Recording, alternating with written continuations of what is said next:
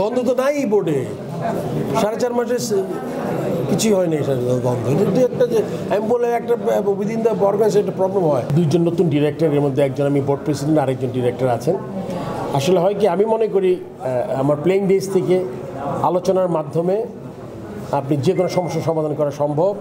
আর যদি কোনো আপনার অসন্তুষ্টি থাকে, এটা আর আসলে একটা টিমের মধ্যে আপনি দেখবেন যখন দলও খেলে, দলের মধ্যেও কিন্তু যে সবাই যে সবার বেস্ট ফ্রেন্ড তা না, কিন্তু ওইটা যাতে বড় না হয়, ওইটা যদি আমরা ঠিক করে ফেলতে পারি ভালো। মানে অসন্তুষ্টি যদি কারোর মধ্যে থাকে, সেটা যদি আমার সাথে যেই ব্যাপার অসন্তুষ্টি আলোচনা করে ফেললে ভালো হয়।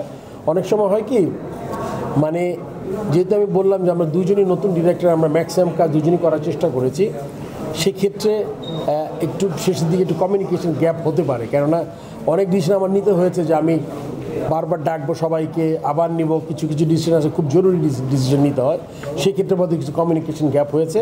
সেটা আমি আশা করি আজকে আমি আলাপ করেছি আপনি যার কথা বলছেন তার সাথে, আমার মনে হয় জিনিসটা সলভ হয়ে যাবে। সো আশা করবো আমি এরকম কোনো কিছু আর আগামীতে হওয়ার সম্ভাবনা কম।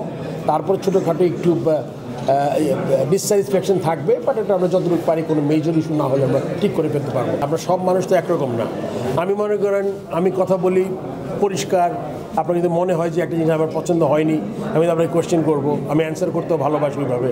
সো অনেকে আসলে একটু ইন্ট্রোভার্ট টাইপ থাকে, হয়তো বা নিজের মধ্যে রেখে দেয়, তাতে করে আরেকটু বড় হয়। সো আমি এই জিনিসটা ঠিক করার চেষ্টা করেছি, যদি কারো মনে কোনো ডিরেক্টর মনে কোনো কিছু থাকে তাহলে সে আমার কাছে আসুক। তারপরে যদি এটা আমি সলভ করতে না পারি বা আমি না ঠিক মতো হয়, তখন আমরা একটা জিনিস করতে পারি আর কি। সো এটা ডিফিকাল্ট আমার জন্য বলা, কমিউনিকেশন গ্যাপটা কেন খুব ইম্পর্টেন্ট কোয়েশ্চেন করেছেন। আমি বোর্ডে ডেইলি যাই।